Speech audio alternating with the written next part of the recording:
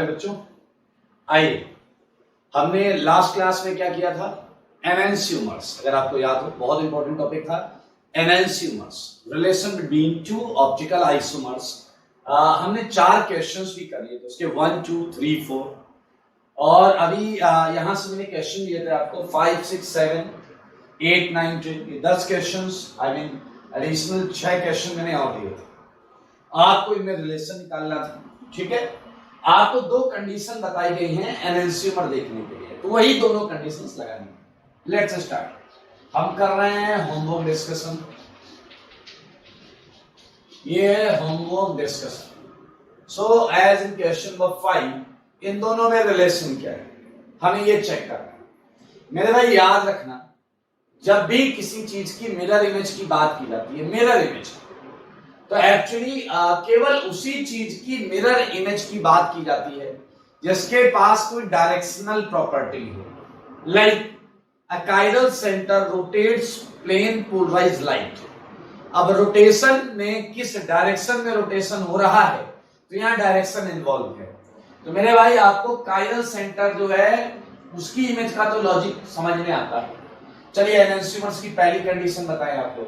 एनेंसियोमर्स की पहली कंडीशन थी नॉन सुपरइम्पोजेबल। आप देख सकते हैं ना पीओएस है, ना सीओएस है, ना डबल एओएस है, same here, and they are mirror images. They are mirror images. इनमें रिलेशन क्या है? ये एनेंसियोमर। अब आपने कई बुद्धिजीवी बोलेंगे कि इसकी इमेज ये नहीं, तो वैसे मैं बोलूंगा CH3 की इमेज भी CH3 नहीं है, तो CH3 की इमेज H3C होना चाहिए। मेरे भाई हम ये इसलिए नहीं देख रहे हैं यहां, यहां और यहां, क्योंकि these centers are not chiral. These centers are not chiral. It actually doesn't matter कि आप डबल बॉन्ड इधर लिखो या इधर लिखो, उसमें भी किधर भी लिखो, वो सेम ही होता है, क्योंकि उसके पास कोई ऐसी डायरेक्शनल प्रॉपर्टी नहीं है जो ऑप्टिकल लाइट से रिलेटेड है। सो दे आर क्रिएटेड एनेंसियोमर्स। 6 की अगर हम बात करें तो 6 इज नॉट एनेंसियोमर। 6 एनेंसियोमर नहीं है। 6 के लिए मैं लिख रहा हूं नॉट एनेंसियोमर। आप में से कई लोगों को लग रहा होगा कि सर ये तो एनेंसियोमर होना चाहिए, बिल्कुल वैसा ही क्वेश्चन है। ना भाई ना, सल्फर काइरल सेंटर है। This time your sulfur is a chiral center and hence they are not mirror images.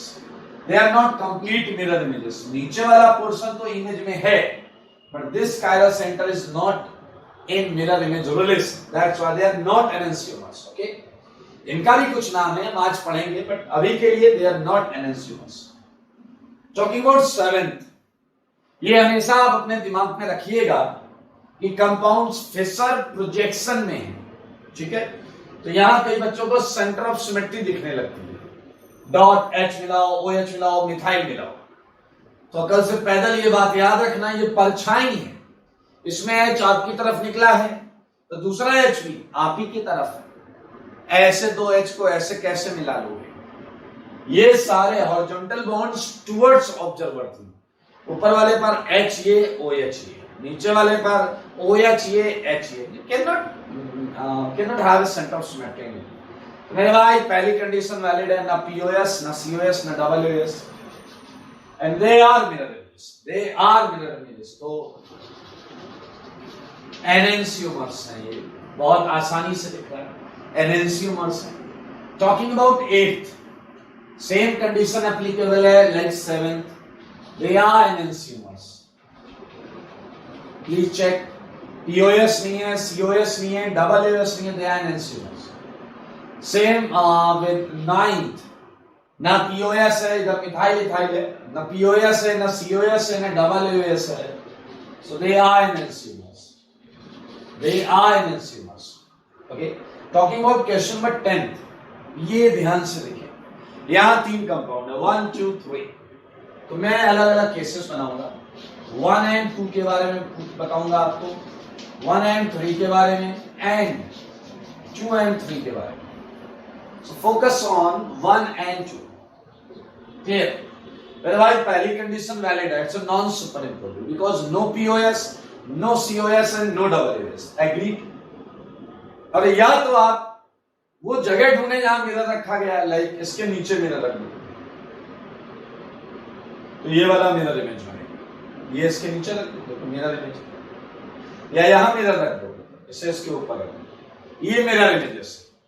1 and 2 एनेंसियोमर है, 1 and 2 एनेंसियोमर है मेरे भाई, 1 and 3 भी एनेंसियोमर है। अगर आप इसके आगे मिरर रख दें तो जो परछाई बनेगी वो ये बनेगी। 1 and 3 एनेंसियोमर। अब अंधा आदमी बता दे कि ये इसकी परछाई है और तीसरा भी पहले की परछाई है, सेकंड भी फर्स्ट की मिरर इमेज है, थर्ड भी फर्स्ट की मिरर इमेज है, तो मेरे भाई फिर ये आइडेंटिकल हो जाएंगे, फिर ये आइडेंटिकल हो जाएंगे। सेकंड को ऐसे कर दो, लुक एट दिस, सेकंड को पलट दो, आपको थर्ड मिलेगा। एक तरीका तो ये, एक तरीका पहले से मैंने आपको बता रखा है, R and S you have to calculate. यहां क्या है, this center is R and this center is S. Check कर, बी आर वाला एस है, सी एल वाला आर है, so we can write it like 1s 2r। Look at this, okay. Now अब हम इस पर चलते हैं, यहां आर एस निकाल लीजिए, it's R, it's S, so what is this, ये है आपका 1r 2s। चेक, और इधर निकालते 1 2 3, this is S, 1 2, this is r। चेक करो इसे, ये भी है 1r 2s। br वाले को मैं 1 दे रहा हूं, आईपीएससी के हिसाब से ब्रोमीन वाले कायरल सेंटर को 1 मिलेगा।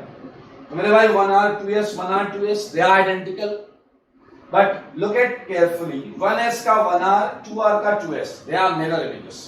So R and S is always a tool to find out relation between compounds like this. Okay, एनेंसियोमर्स के बारे में बहुत सारे पॉइंट्स हमने लिख लिए थे, ये 10 क्वेश्चंस भी कर लिए हैं। अब मैं ये क्वेश्चंस हटाऊंगा और मैं 10 के आगे और नए क्वेश्चंस आपको दूंगा।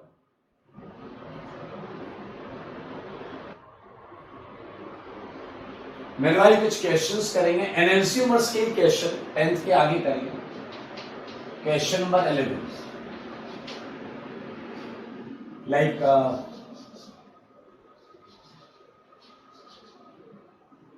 ये Cl, ये Cl, ये Cl, ये Cl, Cl, Cl, Cl, दिमाग लगाइएगा, अच्छी तरीके से करिएगा इसका।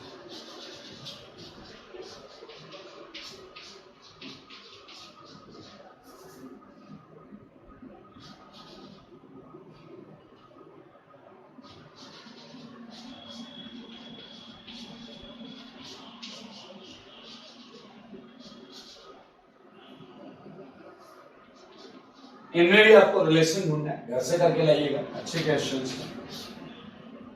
एक अभी बहुत मजेदार बात भी बताऊंगा आपको।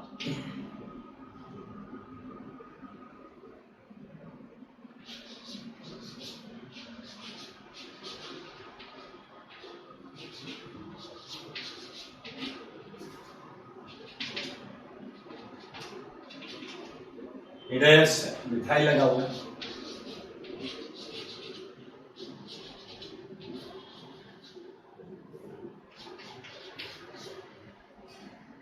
लाइक मैं यहां से आपको परपेंडिकुलर सिस्टम्स दूंगा,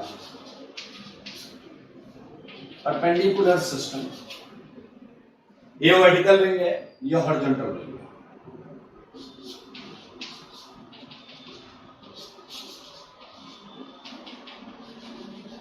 सारे क्वेश्चन एक ही कॉन्सेप्ट से हो जाएंगे अगर आप थोड़ा ध्यान दीजिएगा तो।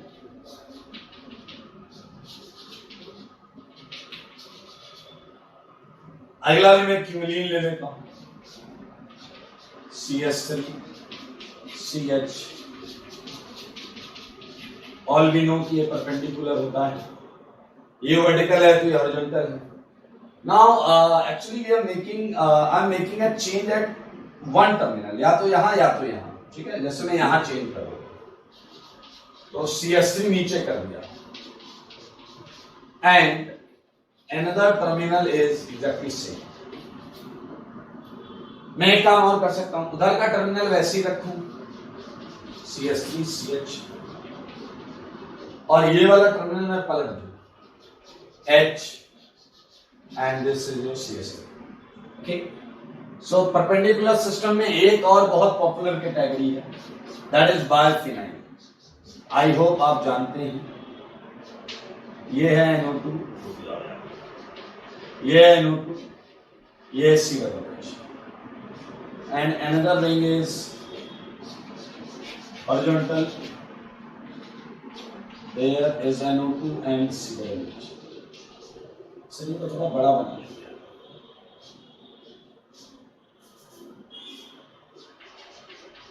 ये रिंग वर्टिकल है बेंजीन और ये हॉरिजॉन्टल है। तो मेरे भाई इसमें एक और कर लेते हैं, गंदी रिंग लग रही है बट आई होप आप समझ जाएंगे। लेफ्ट वाली रिंग मैंने वैसी रखी है, राइट वाली रिंग को मैंने आगे पीछे ग्रुप्स कर दिए।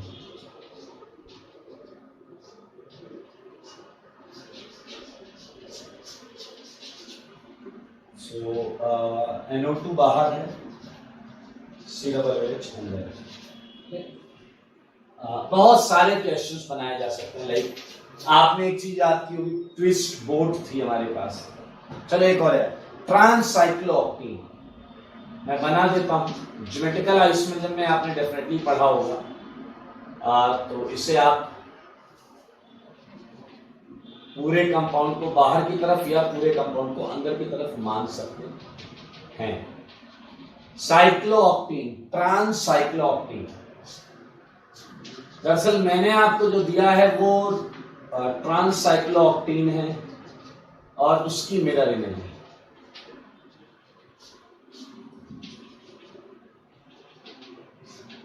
ठीक है, दिस इज ट्रांससाइक्लोऑक्टेन और ये इसकी मिरर इमेज। क्वेश्चन नंबर 18 बहुत आसान है, इसमें कुछ भी ऐसा नहीं जो आपको परेशान कर। लास्ट क्वेश्चन,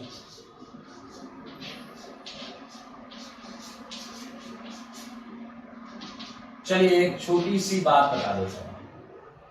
परपेंडिकुलर सिस्टम में एक मजेदार चीज देखने को मिली। आज मैं आपको ये समझाता हूं कि परपेंडिकुलर सिस्टम में क्या मजेदार चीज देखने को मिलती है। सारे लोग ध्यान से देखिए, सारे लोग। ये आपको ऐसे प्लेन में दिख रहा होगा, देखिए सही है। और आप देखें ये आपको हॉरिजॉन्टल प्लेन में दिख रहा होगा, सारे लोग दिख रहा है आपको हॉरिजॉन्टल प्लेन। ये जो दो हैं ये हॉरिजॉन्टल प्लेन में है और ये जो दो हैं ये वर्टिकल प्लेन में है। तो समझने वाली बात क्या है, अगर तुमने सामने मिरर रखा सामने, तो ये जो वर्टिकल वाले हैं ये बिल्कुल इसकी इमेज वैसी बनेगी, इस वाले दोनों की इमेज बिल्कुल ऐसी। अगर मिरर ऐसा, शीशा ऐसा, आईना ऐसा है तो इन दो की इमेज बिल्कुल ऐसे बनेगी। लेकिन ये जो हॉरिजॉन्टल वाले हैं ये पलट जाएंगे। ये मिरर है, मिरर के पास से ब्लैक कैप आएगा तो इधर क्या होगा, ब्लैक कैप, और ये रेड कैप वो आपकी तरफ आ जाएगा। ये वाली दोनों चीजें पलट कर आएंगी और ये वाली दोनों चीजें बिल्कुल वैसी आ जाएंगी। I think it's a common sense, it's a common sense. Same यहां रखूंगा तो ये तो वैसे ही रहेगा। ये अब सुनना, अगर मैं नीचे मिरर रखता हूं नीचे, तो अभी ये जो दोनों हैं इसकी परछाई बिल्कुल ऐसे बनेगी। ऐसे नहीं कर लो यार, शॉर्ट। मिरर यहां रखा तो इन दोनों वैलेंसीज की डिस्टेंस मिरर से सेम थी, जिनकी डिस्टेंस सेम है वो वैसे ही आएंगे। यहां मिरर रखा, इसकी डिस्टेंस कम है, इसकी ज्यादा है, तो पलट जाएंगे। यहां रखा मिरर तो इसकी डिस्टेंस सेम होगी, ये दोनों पलट जाएंगे। तो आप समझो जिन कंपाउंड्स के टर्मिनल परपेंडिकुलर होते हैं उन कंपाउंड्स में मिरर इमेज लेने पर, उन कंपाउंड्स में मिरर इमेज लेने पर किसी एक टर्मिनल पर ही चेंज होता है। Look at question number 15, everyone look at question number 15। First condition थी non superimposable, no POS, no COS, no double S, सारी चीज यहां पर क्लियर है। सेकेंड क्या होना चाहिए, mirror image. Look at this, it's a perpendicular system and there is a change only at this carbon because this carbon is exactly same. तो एक जगह पर चेंज हुआ है मतलब ये मिरर इमेज। तो मेरे भाई 1 and 2 they are certainly enantiomers. They are certainly enantiomers. Now you can apply this concept in 14, 15, 16, also in 18. 18 में भी आप सोच लीजिएगा, एक ही टर्मिनल पर चेंज है, आप देख सकते हैं, करिए कैसे। तो मेरे भाई इसी के साथ we just finished first kind of relation between optical isomers, that is enantiomer. आपके सामने कुछ और क्वेश्चंस हैं, कुछ क्वेश्चंस हमने पिछली क्लास में किए, इन्हें मैं हटाने जा रहा हूं।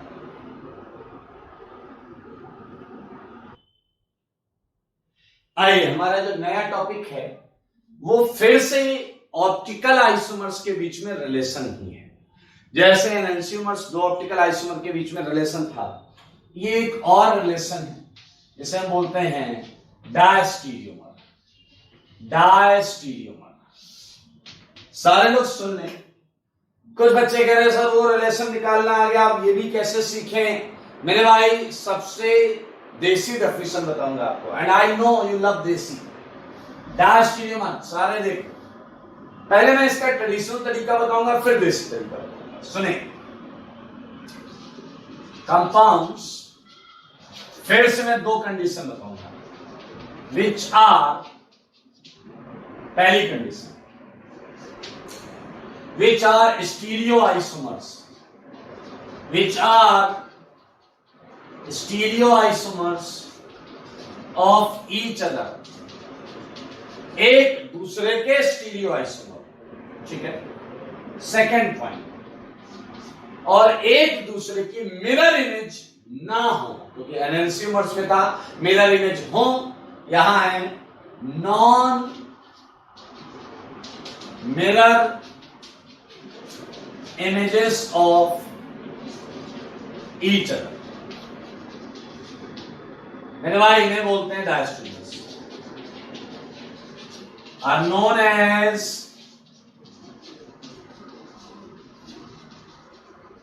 डायस्टीरियोमर्स। इन्हें डायस्टीरियोमर्स बोलते हैं। लेकिन ध्यान से सुनेंगे आप, यहां क्या गलती करते हैं वो भी बताऊंगा आपको। पहला पॉइंट है स्टीरियो आइसोमर्स हों एक दूसरे के। मेरे भाई स्टीरियो आइसोमेरिज्म में ज्योमेट्रिकल आइसोमेरिज्म भी आता है, ज्योमेट्रिकल आइसोमर्स भी आता है, आइदर जीआई और ओआई। या तो दिए हुए कंपाउंड्स एक दूसरे के ज्योमेट्रिकल आइसोमर्स, या दिए हुए कंपाउंड एक दूसरे के ऑप्टिकल आइसोमर्स। तो मेरे भाई ये आपको ध्यान देना पड़ेगा। दूसरी बात, एनेंशियोमर्स में था सिमेट्री देखना, पीओएस नहीं, सीओएस नहीं, डबलएस नहीं, ये एनेंशियोमर्स का पार्ट है।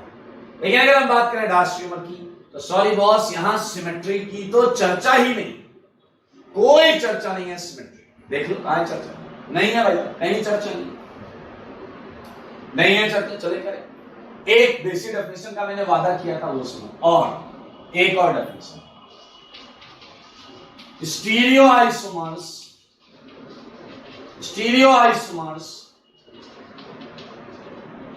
which are not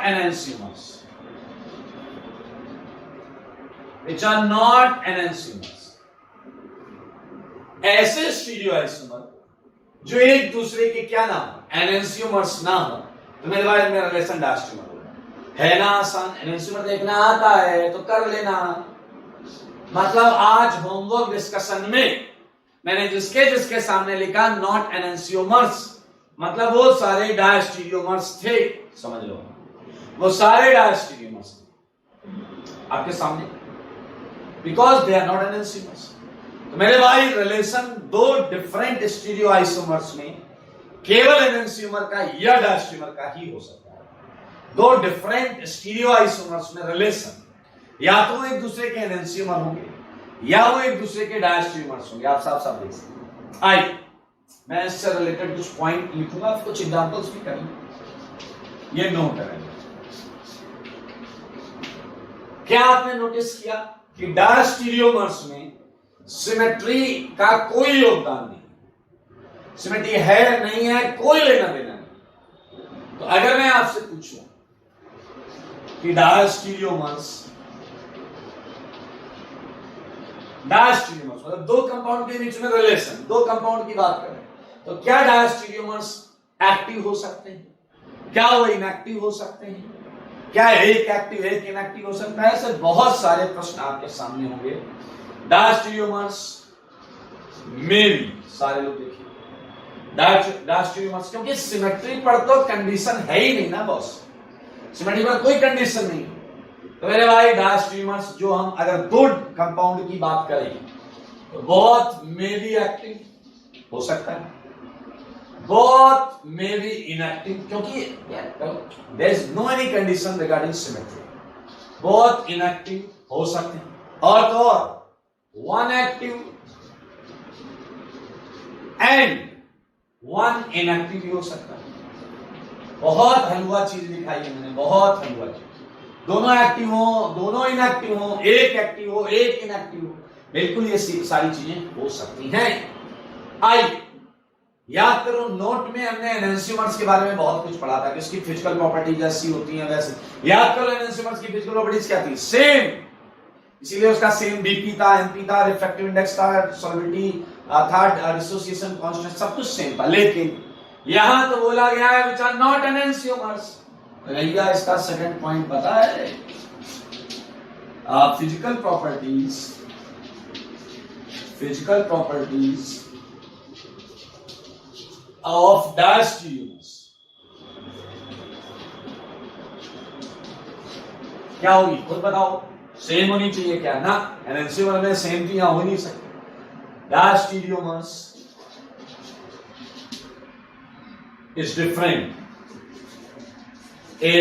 different. कौन कौन सी प्रॉपर्टी है पता है आपको? Like boiling point, melting point, solubility, ये सारा मैंने वहां लिखा है। Refractive index, dissociation constant. मेरे भाई एक और बात बता दूं, एनहांसर्स में मैंने इसके जस्ट बाद एक बात दिखाई थी, क्योंकि उनका बॉइलिंग पॉइंट सेम था। तो अगर एक कंटेनर में मैं दो एनहांसर्स रखता तो नीचे से आग लगा के मैं दोनों को अलग नहीं कर पा रहा था, क्योंकि दोनों के बॉइलिंग पॉइंट सेम था। लेकिन यहां आप देखते हैं दोनों का बॉइलिंग पॉइंट अलग है। अगर बॉइलिंग पॉइंट अलग है तो डायस्टीरियोमेरिक मिक्सचर जिनमें डिफरेंट बॉइलिंग पॉइंट होगा उसे आराम से अलग कर सकते हैं फ्रैक्शनल डिस्टिलेशन मेथड से।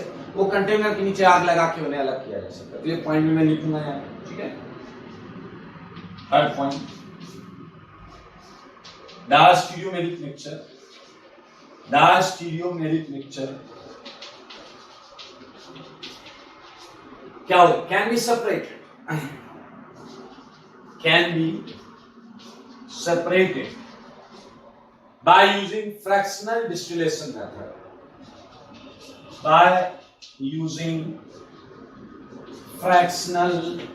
देखिए सारे लोग distillation, fractional distillation method.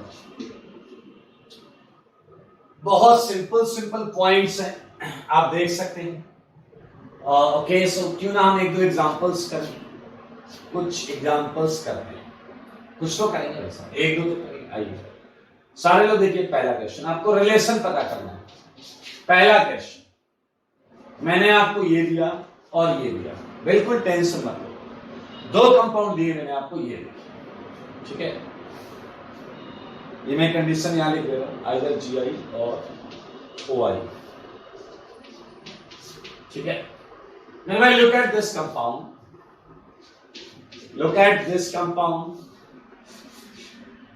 Yeah, ClH, HCl.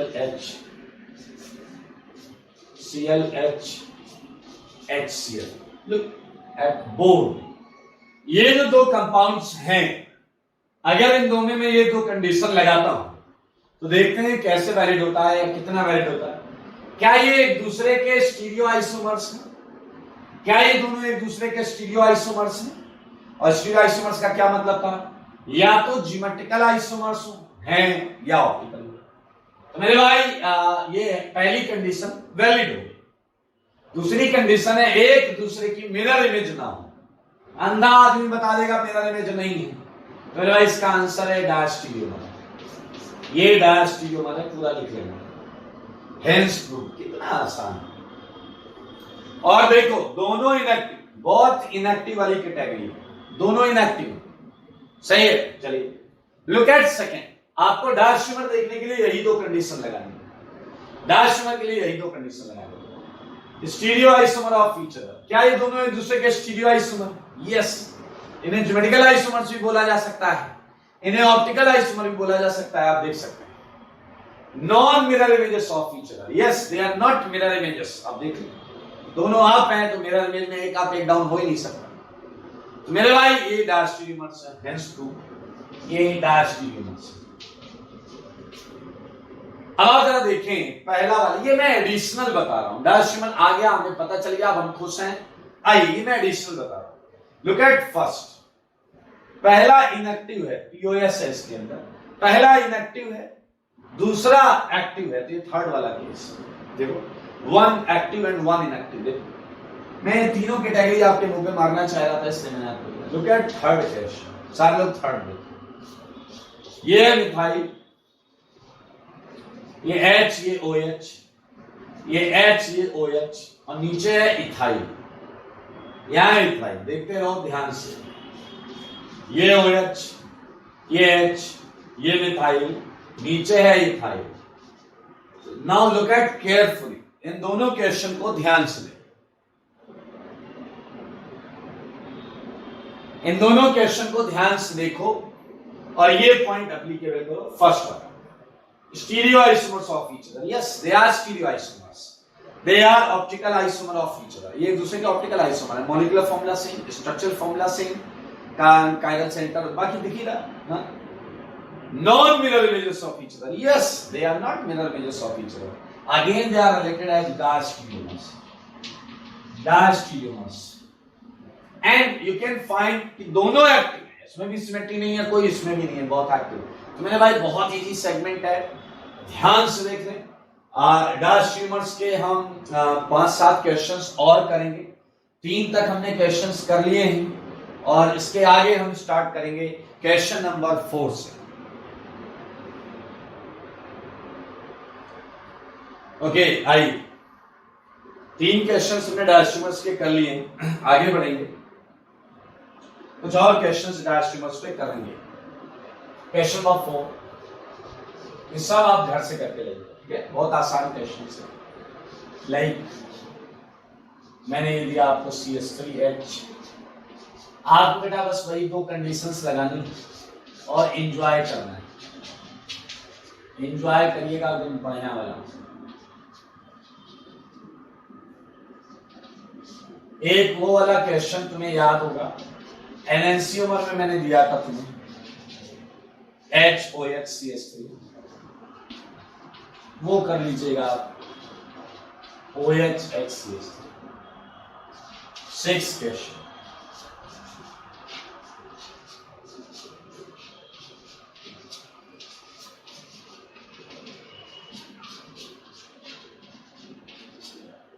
Seventh question,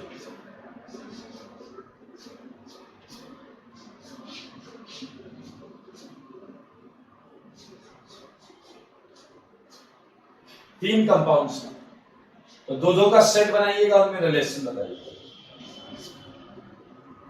diastereomer बहुत आसान है, इसमें बहुत ज्यादा टेंशन लेने की जरूरत है नहीं ना।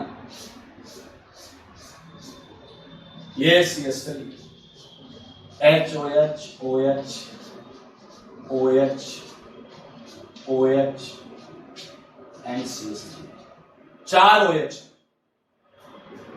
देख लें सारे लोग। ये चौथा भी OH है। मेरे भाई एक कंपाउंड में 4 या 400 कितने भी कायरल सेंटर हो, अगर तुम किसी भी एक सेंटर पर जाकर चेंज करोगे, देखना बहुत मजेदार है, किसी भी एक सेंटर पर चेंज करोगे तो अब ये क्लियर हो गया कि वो मिरर इमेज नहीं होंगे। अब ये क्लियर हो गया कि वो मिरर इमेज नहीं होंगे, और अगर वो मिरर इमेज नहीं होंगे तो by default they are diastereomers. एक कंपाउंड में 1000 कायरल सेंटर है, तुम एक नया कंपाउंड बना रहे हो, एक उसी को रखो, उसी को कॉपी करके पेस्ट कर दो, उसके 1000 में किसी भी एक सेंटर उसे क्या करो, ऑड एक्सचेंज कर दो, HOS का तो OHH कर दो, क्या बनेंगे दोनों, डैश टीमर। किसी भी 2 पर कर दो, क्या बनेंगे, डैश टीमर। किसी भी 3 पर कर दो, क्या बनेंगे, डैश टीमर। किसी भी 4, 5, 6, 7, 8, किसी भी 70 कार्बन पर कर दो, किसी भी 700 का 1000 है तो 700 पर तुमने चेंज कर दिया तो मेरे भाई they are not mirror images, क्योंकि 300 पर तो अभी भी वैसे ही सेंटर है। फिर बहुत ऑर्डिनरी सेगमेंट आप आराम से कर लेंगे, डैश टीमर्स हो जाएगा आपसे। Talking about one of the unique variety of diastereomer, ध्यान से सुनेंगे, which is known as epimer. मतलब कुछ खास टाइप के डैश टीमर्स को हम एपीमर का नाम देते। कैसे हैं ये देखिए, सारे लोग देखिएगा, आपको एक बार नहीं समझ में आ जाएगा। Diastereomers having difference only at single site, you can say आप IIT के लिए कायरल सेंटर मानेंगे, are known as epimers। एक एग्जांपल से करते हैं। तो गेट क्वेश्चन नंबर 9, सारे लोग देखिए, ये है आपका ग्लूकोज CHO, या आप कुछ और लेते हैं, HOH,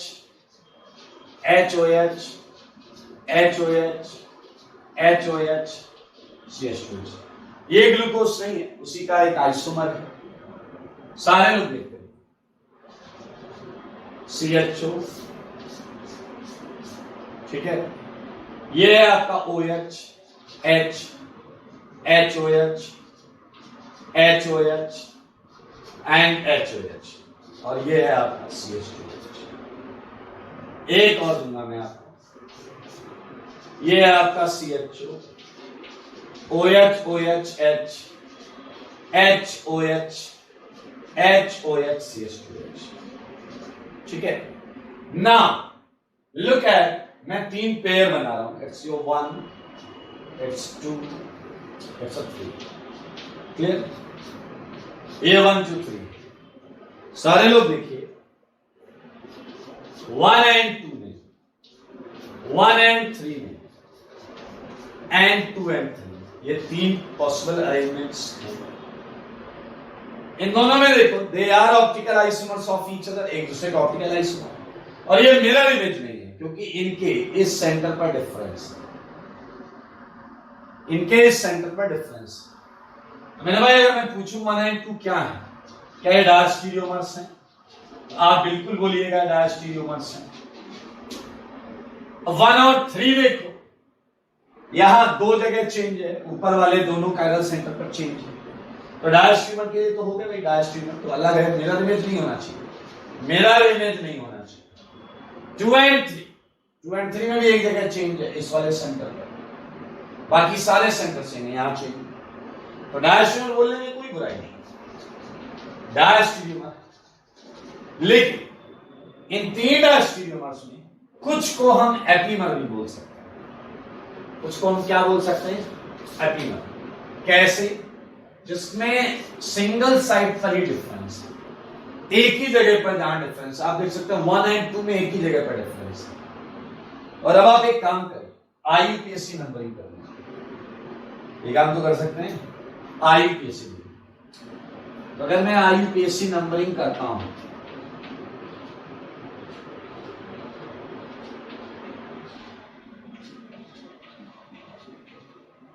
अगर मैं IUPAC नंबरिंग करता हूं तो 1 and 2 में आप साफ साफ देख सकते हैं कि नंबर 2 पर चेंज है, मेरे भाई, that's why we can write कि 1 and 2 एपीमर है। 1 and 2 क्या है, एपीमर। 1 and 3 एपीमर नहीं, क्योंकि इसके 2 पर भी चेंज है और 3 पर भी चेंज है, 2 जगह चेंज हो गया, तो ये एपीमर नहीं, नॉट एपीमर।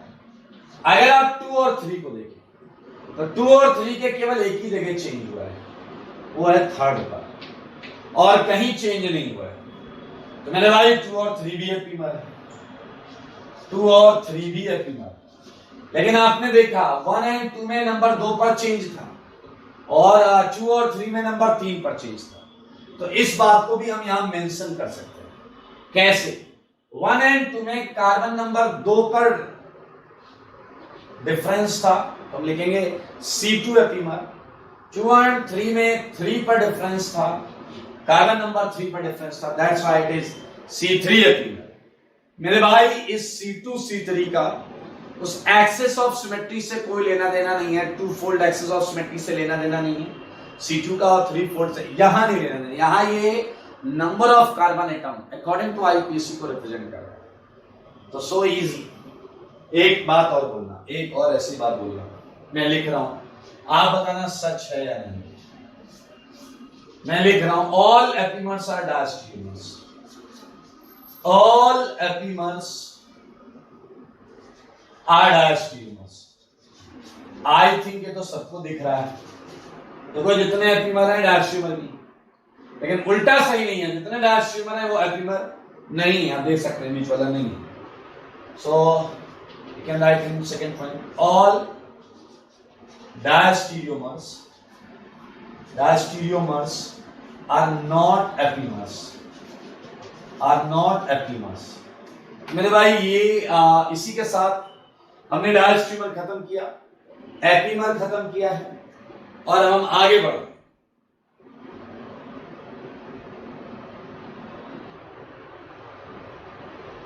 आइए, डायस्टेरियोमर्स और एपीमर्स के बाद एक और टर्म होता है, सारे लोग देखेंगे, ये टर्म होता है मेरे भाई एनोमर। अब समझने वाली बात ये है, एक खास टाइप के डायस्टेरियोमर को हम एपीमर बोल रहे हैं, और अब है एक खास टाइप के एपीमर को हम एनोमर बोल रहे हैं। अब ये भी बड़ा इंटरेस्टिंग है, देख लें, इसे हम आगे भी पढ़ेंगे एक बार। एपीमर, सारे लोग देखिए, epimer, epimers which are formed from same open chain compound। ये आपको बहुत ज्यादा बुद्धि में घुसेगा नहीं अभी। open chain compound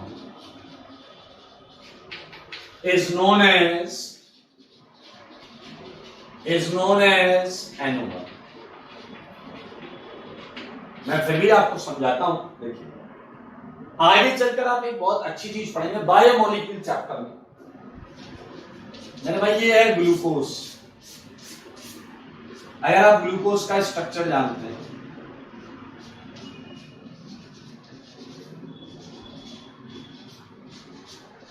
ये है डी ग्लूकोज, क्लियर? मेरे भाई सारे लोग देखें, इसमें ग्लूकोज की एक्चुअली लिक्विड सॉल्यूशन में डी ग्लूकोज की 3 फॉर्म्स होती है, 3 फॉर्म्स। उस फॉर्म में ये वाला जो OH है ये यहां पे अटैक कर जाता है, ठीक है, और एक साइक्लिक कंपाउंड बनाता है। क्या बनाता है? साइक्लिक कंपाउंड बनाता है। सारे लोग देखिए, आपको बनाना नहीं है कंपाउंड, मैं बना देता हूं, सारे लोग। नीचे वाले सेंटर्स वैसे ही हैं, HHOH, और मेरे भाई इसके अटैक करने से, इस OH के अटैक करने से एक नया सेंटर काइरल बनता है। ऑक्सीजन ने अटैक किया है तो ऐसा। ये 6 की रिंग है जो मैंने आड़े तिरछे तरीके से, गंदे तरीके से लिखी है। ये साइक्लिक ईथर है, और एक और बनता है, ध्यान से देखिए,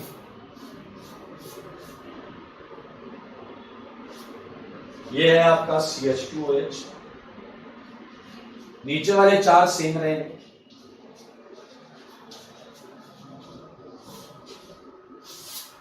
और इधर OH इधर भी हो सकता है। तो अब आप अगर अपनी नजर 1 and 3 पर जमाएं, 1 and 3 पर जमाएं, क्योंकि 2 के साथ तो देखना बेवकूफी है, क्योंकि इनका स्ट्रक्चर अलग अलग है। ये साइक्लिक, ये ओपन चेन। तो मेरे भाई आपने स्ट्रक्चरल आइसोमरिज्म में पढ़ा था रिंग चेन टॉटोमर, तो वैसे तो ये रिंग चेन टॉटोमर है, लेकिन अगर आप ध्यान से देखें, जैसे मैं आपको बता रहा हूं 1 and 3 इनका मॉलिक्यूलर फॉर्मूला भी सेम है, स्ट्रक्चरल फॉर्मूला भी सेम है। तो अगर 1 and 3 की बात की जाए तो सारे लोग देखो ये एक दूसरे के ऑप्टिकल आइसोमर हैं, और यहां पर ये मिरर इमेज भी नहीं है।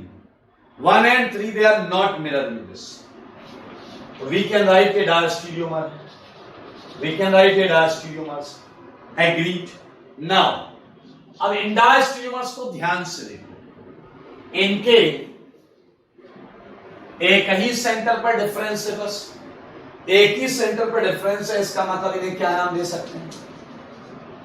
एपीमर्स, एपीमर्स दे सकते हैं। और ये दोनों एक ही ओपन चेन कंपाउंड से बने हैं। देखो ये भी बना है इसी से और ये भी बना है इसी से। Epimers which are formed from same open chain compound is known as anomer. That's why we can also name them like anomers. ये 1 and 3 they are anomers। ध्यान से देखें,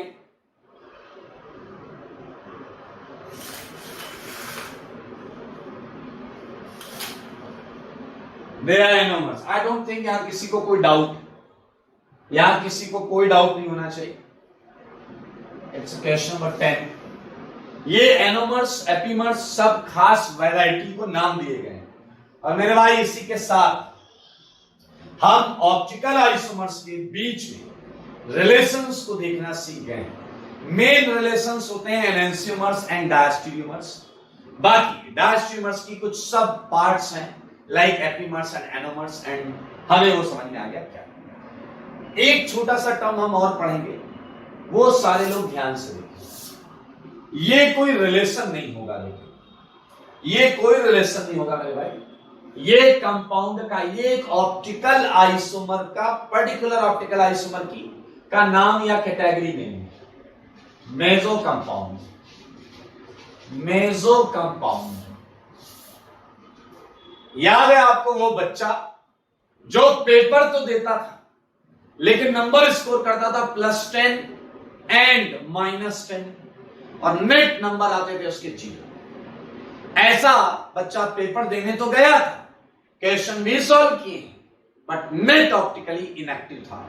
सेम मेसो कंपाउंड वही बच्चा है। ये वो कंपाउंड है जो लाइट से इंटरैक्ट तो करेगा, जो लाइट से इंटरैक्ट तो करेगा, लेकिन नेट रोटेशन क्या देगा? 0। नेट रोटेशन क्या देगा? 0। मतलब ये लाइट को थोड़ा प्लस में घुमाएगा, थोड़ा माइनस में घुमाएगा। ऐसे हर कंपाउंड को हम मेसो कंपाउंड बोलेंगे। चलिए मैं आगे बढ़ता हूं। मेसो कंपाउंड, अब इसे कैसे पहचानेंगे उसके लिए भी मैं आपको 2 पॉइंट्स बताऊंगा। कंपाउंड्स विच आर या विच हैव, सारे लोग सुनिए, ऐसे कंपाउंड्स विच हैव क्या, देखिए 2 पॉइंट्स में बताऊंगा आपको, A point and B point. ये 2 पॉइंट मैंने सबने बताया, वही 2 पॉइंट देखना है। Meso compound, compounds which have at least, मतलब कम से कम, एट लीस्ट 2 काइरल सेंटर,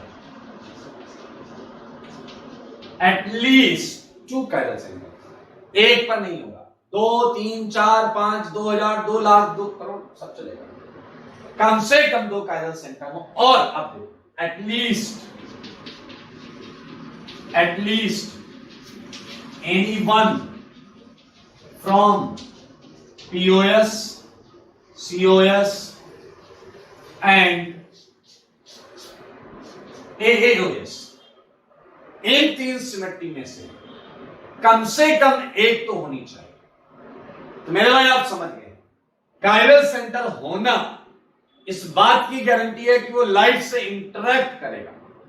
और सिमेट्री का होना इस बात की गारंटी है कि नेट जीरो होगा। मेरे भाई आपके सामने है ऐसे compounds which have this are known as meso compound, so starting with the example, एक एग्जांपल देता हूं मैं आपको, सारे लोग देखें, CS3 HOH एंड नीचे भी CS3। मेरे भाई अगर हमें पता करना है कि क्या ये मेसो कंपाउंड है, एक और क्वेश्चन ले लेते हैं साथ में। Look at this question, Cl ये साइक्लिक कंपाउंड है, दो Cl वेज पर लगे हैं। ये साइक्लिक कंपाउंड है, दो Cl वेज पर लगे हैं। हमें अगर पता करना है कि ये मेसो कंपाउंड है या नहीं, तो ये लगा दीजिए एटलीस्ट 2 काइरल सेंटर, एक और एक दो है भाई साहब, पहली कंडीशन वैलिड। यहां पर देखो एक और एक दो है valid. At least any one from POS, COS and WS। मेरे ख्याल से प्लेन ऑफ सिमेट्री है यहां पर, दिख रही है क्या सबको? प्लेन ऑफ सिमेट्री सबको दिख गई क्या? अरे बोलो है ना भाई, बधाई हो, मीजो हुआ है, हाँ है ना, ये मीजो हो गया, ये पीछे वाले मीजो है, ये भी मीजो हुआ है। अरे वाह, मेजो कंपाउंड देखना भी सीख गए। वाला हूं नोट में मेजो के बारे में कुछ लिख दूंगा, चलो जरा थोड़ा सा समझो भी इसे। मेजो में एक पार्ट दूसरे पार्ट की मिरर इमेज है, अपर वाला पार्ट डाउन वाले पार्ट की मिरर इमेज है। तो अगर अपर वाला पार्ट लाइट को प्लस थीटा से घुमाता है, तो लोअर वाला पार्ट माइनस थीटा से घुमाएगा, इसी वजह से नेट जीरो। तो क्या आप समझ गए कि मेजो कंपाउंड, पहली बात, मेजो कंपाउंड क्या होता है? ऑप्टिकली इनएक्टिव होता है। Meso is optically inactive, meso optically inactive. Now think about second point, हम क्या लिखेंगे? इसकी ऑप्टिकल इनएक्टिविटी की वजह सोचो। अभी भी मैंने आपको बताया अपर वाला पार्ट ये है, तो नीचे वाला पार्ट ये होगा, बताइए। मेजो कंपाउंड में सेकेंड पॉइंट यहां लिखते हैं, वहां जगह नहीं दिया। सेकेंड पॉइंट, अपर पार्ट का रोटेशन, एक ही मॉलिक्यूल के अपर पार्ट का रोटेशन उसी मॉलिक्यूल का लोअर पार्ट कैंसिल कर रहा है। तो क्या ऑप्टिकल इनएक्टिविटी के लिए कौन जिम्मेदार है, समझ गए? Optical inactivity of meso compound, of meso compound is due to, अंदर ही कैंसिलेशन हो गया, अंदर ही मॉलिक्यूल के ही अंदर cancellation, is due to internal compensation of angle of rotation, internal compensation of angle of rotation। आपने कहा एक पार्ट दूसरे पार्ट के रोटेशन को कैंसिल कर रहा था, that's why we are using word internal compensation. अगर कोई आपसे पूछे कि क्या meso compound optical isomerism show करता है, यस, लाइट से इंटरेक्ट किया था ना भाई, तो ऑप्टिकल आइसोमर तो है। Meso compound is a optical isomer. बहुत वाहियात बात है, बट आपके लिए लिखा दूंगा, ठीक है। अब मैं कुछ क्वेश्चंस दूंगा जिन्हें आप पता करके लाएंगे कि वो मेसो है या नहीं। लाइक क्वेश्चन नंबर 1, मैंने शायद 2 क्वेश्चंस करा दिए, थर्ड से चालू करें, ठीक है। Cl Cl Cl, ये है मिथाइल, ये methyl. Fourth question OH H Cl H H Cl methyl methyl. Fifth COOH H H OH OH HOH HOH COOH। ठीक है, और क्वेश्चंस ले लो दोस्त।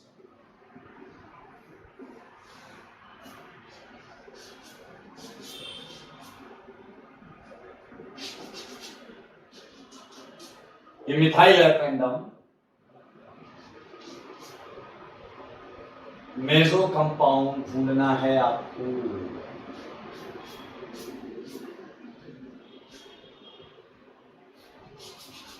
ये Cl है, ये Cl है, ठीक है।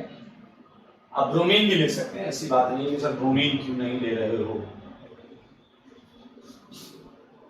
Okay, one more question for you is,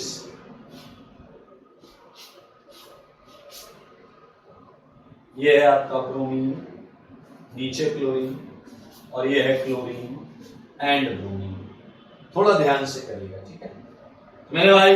इसी के साथ we just finished meso compound category. Meso compound की कैटेगरी को हमने खत्म कर दिया। ऑप्टिकल में मेरे भाई एक और बहुत इजी, बहुत सिंपल टर्म होता है, और ये टर्म है मिक्सचर के बारे में। क्लियर? ये टर्म है रेसमिक मिक्सचर। सारे लोग, ये है रेसमिक मिक्सचर। क्लियर? नाम से ही पता चल रहा है कि कम से कम दो कंपाउंड का मिक्सचर बनाया गया है, मिक्स किया गया हमने, और कुछ खास कंडीशन पर हम उसे क्या नाम दे देंगे? Racemic mixture. ठीक है, तो सारे लोग देखें, जैसे suppose we have a container, okay, we have a container.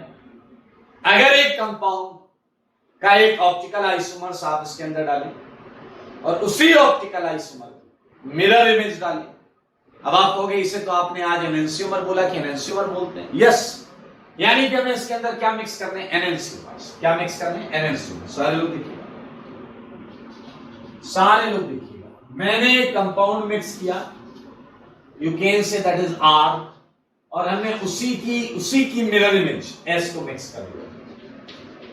So now if you are thinking कि ये मिक्सचर जो है, इफ यू आर थिंकिंग कि ये जो मिक्सचर है इसी को रेसमिक मिक्सचर बोलते हैं, then still you are wrong. R और एस को केवल मिक्स नहीं करना है, इन्हें इक्विमोलर अमाउंट में मिक्स करना है, इक्विमोलर अमाउंट में मिक्स करना है, सारे बराबर बराबर। ठीक है, तो that definition would include word equimolar, equimolar mixture of enantiomers, equimolar mixture of enantiomers is known as racemic mixture, is known as racemic mixture। मेरे भाई यहां पे एक बात और समझ सकते हैं, सारे लोग देखिए, वो क्या है? वो ये है कि जैसे मैंने मिक्स किया ये कंपाउंड, सारे लोग देखिएगा, यहाँ है COOH, यहाँ है H, यहाँ है OH, और ये है हमारा CH2OH। क्लियर? और हमने इस कंपाउंड को मिक्स किया। कोई भी आप एनएंसियोमर्स मिक्स कर सकते हैं। ये है आपका CH2OH। So now the interesting point is कि अगर देखो इफ लगा रहा हूं, इफ ये प्लेन पोलराइज्ड लाइट को ऐसे घुमाएगा प्लस थीटा में, तो ये इसकी इमेज होने की वजह से इसमें घुमाएगा माइनस थीटा। मेरे भाई इक्विमोलर रखा है, तो जितना आर पॉजिटिव में घुमाएगा, मान लेते हैं अगर, तो उतना एस नेगेटिव में घुमा के नेट जीरो कर देगा। लेकिन इस बार कंपनसेशन, इसके अंदर का कोई पार्ट कैंसिल नहीं कर रहा है, दूसरा मॉलिक्यूल कैंसिल कर रहा है। मेरे भाई नोट में बहुत काम की चीज लिखना है। पहला पॉइंट, नेट तो मिक्सचर इनएक्टिव है, नेट मिक्सचर इनएक्टिव है। Racemic mixture is a optically inactive mixture, optically inactive, इसी को अकाइरल बोलते हैं, अगर आपको अभी तक समझ में आया हो तो। ऑप्टिकली इनएक्टिव बोले तो अकाइरल मिक्सचर। ठीक है मेरे भाई, चलिए, बहुत आसान सेगमेंट है। सेकेंड पॉइंट, ऑप्टिकल इनएक्टिविटी की वजह बताइए। ऑप्टिकल इनएक्टिविटी जैसे वहां लिखा है इज ड्यू टू इंटरनल, तो वहां एक्सटर्नल आएगा। ऑप्टिकल इनएक्टिविटी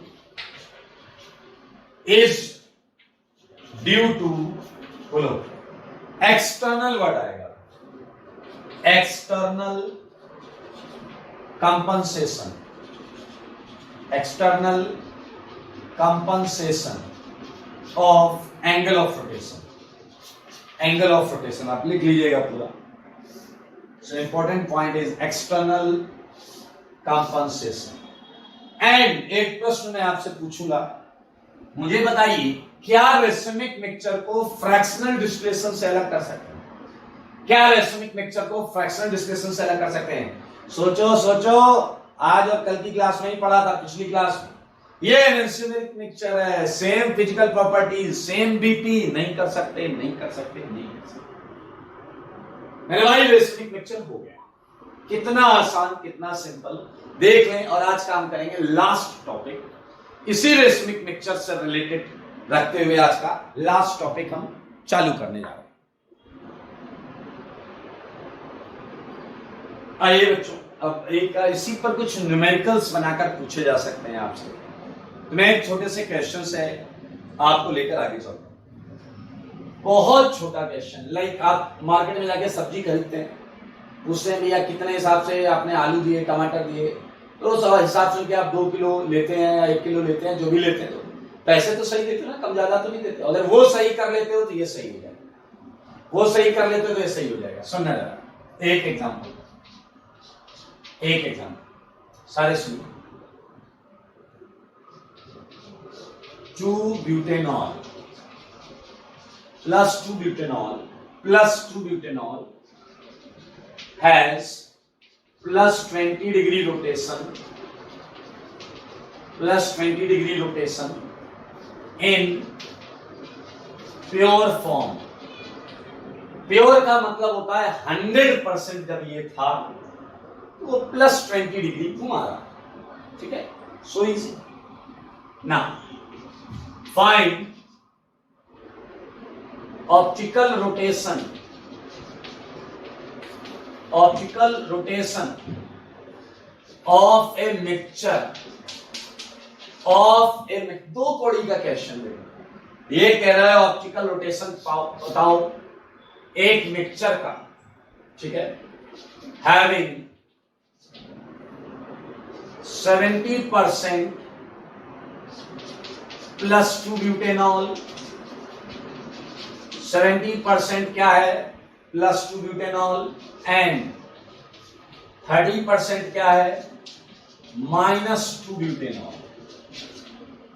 मेरे भाई this sign in front of name is actual representation of light किधर घूमी है, ठीक है, अपने को उससे लेना देना नहीं। 2 कौड़ी का क्वेश्चन है, और ध्यान से इसे मिलकर सॉल्व कर लेते हैं। सॉल्व कर, ये कंटेनर आपको क्या क्या दिया गया, पहले डेटा लिखिए। प्योर रोटेशन 100% प्लस 2-butanol कितना घुमाता है बताओ जरा, प्लस 20 डिग्री। सही है भाई? तो बताओ 1% कितना घुमाएगा, क्या आप ये निकाल सकते हो? 1% कितना घुमाएगा, इतना घुमाएगा या नहीं? चलिए रिलैक्स, थोड़ा सा मिक्सचर को देखते हैं। इन मिक्सचर क्या क्या है? 70% कौन है प्लस 30% कौन है माइनस। मुझे बताओ, इस कंटेनर को बड़ा कर लेते हैं, इस कंटेनर को बड़ा कर लेते हैं, क्या और बड़ा करते हैं कंटेनर, कंटेनर खूब बड़ा करेंगे। 30% प्लस एंड 40% प्लस। 70 को ऐसे लिख सकते हो, बोलो बोलो, लिख सकते हो सकता है अपना लिख सकते हैं भाई, और 30% माइनस। मेरे भाई मुझे बस ये बताओ, कंटेनर के अंदर लाइट 70% प्लस में घुमाई, और 30% माइनस वाले ने माइनस उल्टी डायरेक्शन में घुमाई। क्या आप मुझे बताओगे कि इसकी वजह से कोई रोटेशन मिलेगा क्या? क्या 30% माइनस 30% प्लस द्वारा किए गए रोटेशन को नेट जीरो कर देगा या नहीं? बताओ, नेट जीरो कर देगा या नहीं? तो इसकी वजह से आपको रोटेशन क्या मिलेगा? जीरो। तो जो भी मिक्सचर का रोटेशन मिलना है वो इसी वजह से मिलेगा, इसी की वजह से अल्फा ऑब्जर्व आएगा। बोलो आएगा या नहीं? सारे 30 तो कैंसिल। अब मेरे भाई क्या बकवास चला, 1% प्लस इतना देता है तो 40% प्लस के लिए, क्या ये मजाक नहीं कर रहे हो तुम? तो क्या कर रहे हो? 40 से मल्टीप्लाई करो, लो डिग्री लेके घूमो बेटा, कितना आ जाएगा?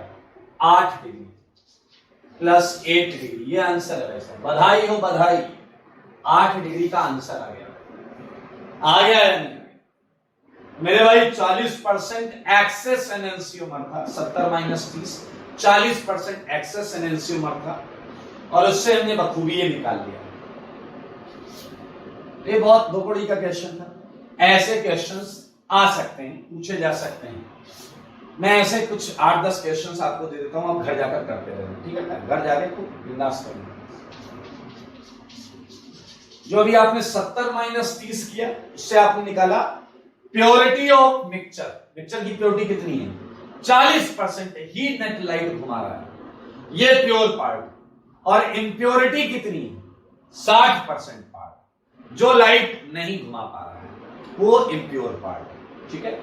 तो इसे इस 40% को मैं दो नाम दे सकता हूं। एक तो 40% एक्सेस एनेंसियोमर है, 70 माइनस 30 एक्सेस एनेंसियोमर, या मैं बोल सकता हूं ये 40% इस मिक्सचर की ऑप्टिकल प्योरिटी। ये है एनेंसियोमेरिक एक्सेस। मेरे भाई बहुत हलवा चीज है। 70 माइनस 30 की परसेंटेज एक्सेस ऑफ ए एनेंसियोमर। अरे वही है भाई 70 माइनस 30 इन एनेंसियोमेरिक मिक्सचर, इन एनेंसियोमेरिक मिक्सचर। आओ बच्चों, कभी आपको अगर परसेंटेज निकालना आता है कि निकालना, क्या करोगे? प्लस माइनस, प्लस से माइनस कर दोगे दूसरा वाला। मैं प्लस को डी बोल देता हूं, माइनस को एल बोल देता हूं, थोड़ी देर के लिए। प्लस को डी बोल रहा हूं, माइनस को एल बोल रहा हूं। तो परसेंटेज निकालने का तो यही तरीका है, टोटल से डिवाइड करके 100 से मल्टीप्लाई कर दो। रख दो 70 30 रख दो, 70 माइनस 30 अपॉन 70 प्लस 30 इंटू 100, 40 ही आएगा। मेरे भाई एक ये प्रश्न जरूर उठा सकते हो आप, सर क्या हमेशा डी ज्यादा होगा क्या? एल भी तो ज्यादा हो सकता है। Agree, that's why we can have a mod over there. एक मॉड लगा दो, ठीक है? जो ज्यादा होगा वो पॉजिटिव ही रहेगा। Now you can calculate enantiomeric axis during while solving questions by using their molarity data. Even अगर molarity दी गई है, molarity of D, molarity of L, you can put the same formula. देखो सेम फॉर्मूला में आप रख सकते हैं, molarity वाले रख सकते हैं। आप देखिए आराम से रख सकते हो। चलिए, मोलारिटी क्या होती है? Do you know molarity is a mole in A litre. तो वॉल्यूम तो सबके लिए सेम है, मिक्सचर में ही तो पड़ा है, तो उसका वॉल्यूम सबके लिए सेम है। Even this formula can be used in terms of mole. अगर आपको मोल्स का मिक्सचर दिया जाएगा तो भी हम सीधा क्या कर लेंगे? निकालेंगे। परसेंटेज नहीं है, मोल्स हैं तो भी हम निकाल लेंगे। डू यू नो मोल्स क्या होता है? Weight upon molar mass. Molar mass D और एल का सेम ही होगा क्योंकि वो मिरर इमेजेस हैं। मेरे भाई you can also use this term in weight. Graph में भी अगर दिया गया है आपको एनेंसियोमेरिक एक्सेस, ये 40% वाला पार्ट निकालने में कोई दिक्कत नहीं। And even you can use it in terms of mole fraction. Mole fraction में कैसे याद हो? ND plus NL is the total number of mole. अगर आप एनडी के नीचे ये रखेंगे that would be mole fraction of D, and NL के नीचे रखेंगे that would be mole fraction of L. So it's a very simple, it's a ND XP minus XL. बहुत आसान है, मोल दिया जाए तो भी यूज कर सकते हो, ग्राम दिया जाए तो भी यूज कर सकते हो, मोलारिटी दिया जाए तो भी यूज कर सकते हो। So this is all about enantiomeric excess and it also can be termed as optical purity. सारे सुनना, इस चीज को हम ऑप्टिकल प्योरिटी भी बोल सकते हैं। मैंने बोला था 40% एक्सेस एनेंशियोमर है, 40% ऑप्टिकल प्योरिटी भी बोल सकते हैं। Optical purity is a term which is exactly like enantiomeric axis। आया बताओ, सारे बताना। ये 40% तुम्हें एक तरीके से और निकाल सकते हो। कैसे? तुम्हारा यहां मिक्सचर का रोटेशन कितना आया? 8 डिग्री। सारे लोग देखो, मिक्सचर का रोटेशन कितना आया? अल्फा ऑब्जर्व मिक्सचर, ये कितना आया? 8 डिग्री। और प्योर कितना था? प्योर कितना था बताओ ना? थीटा प्योर वो था 20 डिग्री इनटू 100। देखो इससे आएगा 40 या नहीं आएगा? सारे लोग देखो, थोड़ा सा मैं इसे ऊपर लिख देता हूं।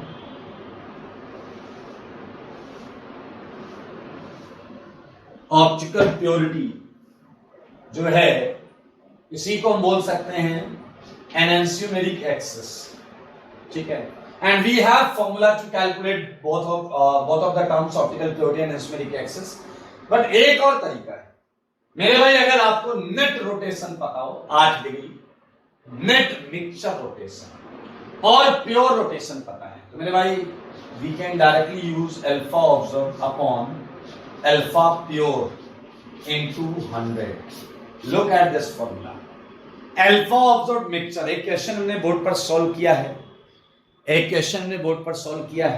अगर किसी क्वेश्चन में हमें मिक्सचर का रोटेशन दिया है 8 डिग्री, प्योर दिया है 20 डिग्री, इनटू 100 करके आप ऑप्टिकल प्योरिटी भी निकाल सकते हैं। तो मेरे भाई इसी के साथ हम एक क्वेश्चन लेंगे जो आज का अंतिम प्रश्न होगा, जिसे आप करेंगे घर जाकर। ठीक है, ओके। एक एग्जांपल है जो मैं आपको टेबल फॉर्म में दूंगा।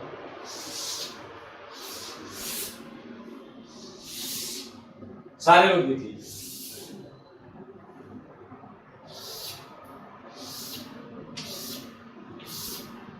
मेरे भाई यहां मैं आपको परसेंटेज डी दूंगा, परसेंटेज एल दूंगा, एनेंशियोमेरिक एक्सेस या प्योरिटी वो आप यहां लिखेंगे, इम्प्योर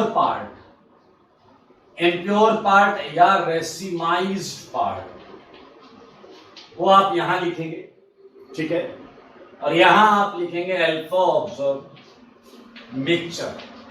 एक डेटा मैं दे दूंगा, जैसे मैंने 20 डिग्री दिया था तो आपने किया, चलिए मैंने दी डाला 100, 90, 80, 70, 60, 50, 40, 30, 20, 10, 0। मेरे भाई इतने केसेस हैं जो आपको करके लाने हैं। ठीक है, ये पूरा टेबल भर के लाना, पूरी टेबल भर के लाना। I think the easy case कि आप यहां यही लोगे।